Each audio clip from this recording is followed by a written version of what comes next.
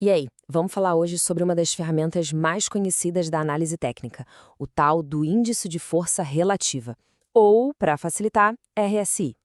A ideia aqui é bem simples. A gente vai entender como esse indicador ajuda a gente a ler o momentum do mercado, sabe? Aquela força que empurra os preços para cima ou para baixo. Bora lá? Olha, quem investe, uma hora ou outra, já se fez essa pergunta olhando para um gráfico. Tipo, será que essa alta ainda tem fôlego? Ou essa queda já não foi longe demais? Entender a força por trás de um movimento é o que separa um chute de uma decisão mais consciente. Pois é, e é justamente para tentar responder a essas perguntas que existe o nosso assunto de hoje. Existe uma ferramenta feita exatamente para isso, nos dar um sinal mais claro sobre o momentum, o ímpeto de um ativo no mercado. É basicamente isso que o RSI faz. Pensa assim, ele não olha só o que o preço fez, mas com que velocidade e força ele se moveu.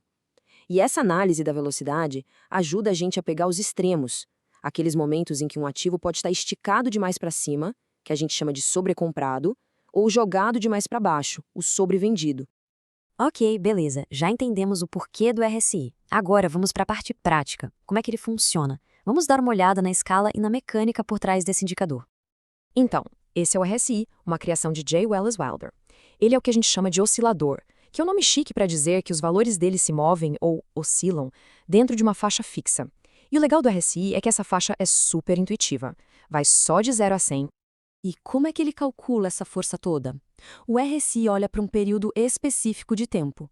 O padrão que quase todo mundo usa é de 14 períodos. Então, se a gente está olhando um gráfico diário, o RSI está medindo a força dos últimos 14 dias. Simples assim. É aqui que a coisa começa a ficar interessante. Essa escala de 0 a 100 é dividida em três zonas principais. Se a leitura está abaixo de 30, isso sugere que um ativo entrou na zona de sobrevenda. Se passou de 70, ele está na zona de sobrecompra. E aquele miolo todo entre 30 e 70 a gente considera uma zona neutra. São esses limites, o 30 e o 70, que dão os principais sinais para a gente. Certo, já temos os números. Mas e aí? O que eles querem dizer na vida real? Como é que a gente traduz um RSI de 75 ou um de 25 numa possível decisão de mercado? Vamos ver como interpretar esses sinais. Essa tabela resume bem a lógica. RSI acima de 70, o ativo pode estar sobrecomprado, ou seja, esticado demais, e uma correção pode estar vindo aí. Talvez seja uma hora para pensar em vender. Abaixo de 30, é o contrário. O ativo pode estar sobrevendido, e isso pode ser uma oportunidade de compra. E na zona neutra? Bom, aí o sinal é de paciência. Hora de olhar outras coisas para ter certeza. Mas e aqui vem um ponto muito importante. A análise técnica raramente é tão simples assim, né? Se você só comprar abaixo de 30 e vender acima de 70, tava todo mundo rico. A verdadeira força do RSI aparece quando a gente vai um pouquinho além desse básico. Pensa no RSI mais como um copiloto e não como piloto. Ele é uma ferramenta de confirmação incrível, mas não é uma bola de cristal. O poder dele aumenta muito quando a gente combina com outras análises. Por exemplo, um sinal de sobrevenda do RSI, que acontece bem em cima de um nível de preço que já foi um suporte no passado, aí o sinal fica muito mais forte. Agora, a coisa fica mais legal ainda. E se o preço está dizendo uma coisa para a gente, mas o RSI está sinalizando outra, totalmente diferente?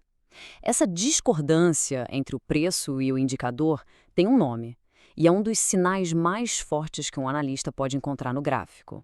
Esse fenômeno se chama divergência. Olha só, na divergência de alta, o preço faz um fundo novo mais baixo, mas o RSI se recusa a acompanhar e faz um fundo mais alto. Isso pode ser um sinal de que a força dos vendedores está acabando. Já na divergência de baixa, é o contrário. O preço bate um novo topo, mas o RSI já está cansado, faz um topo mais baixo, mostrando que o fôlego daquela alta pode estar no fim. E essa citação da nossa fonte é um conselho de ouro. Não é sobre decorar regras, é sobre criar sensibilidade. A dica é simples. Abre o gráfico de qualquer ativo, coloca o RSI e começa a observar. O que aconteceu com o preço das últimas vezes que o RSI passou de 70 ou caiu abaixo de 30? É essa observação que cria a intuição de mercado. Isso nos leva ao ponto central de tudo isso. É fundamental ter a mentalidade certa para usar o RSI ou qualquer outro indicador. Ele é uma ferramenta, uma peça importante do quebra-cabeça, mas não é o quebra-cabeça inteiro. No fim do dia, o objetivo não é prever o futuro, Nenhum indicador faz isso.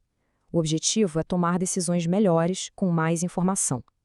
O RSI ajuda a gente a entender o momentum, a gerenciar o risco e até uma confirmação extra na nossa análise. E a gente termina com essa reflexão. O RSI nos deu uma peça importante, mas analisar o mercado é como ser um detetive que segue várias pistas. Então a pergunta que fica é sempre essa: além do que o RSI está mostrando, que outros sinais o mercado está dando para a gente agora?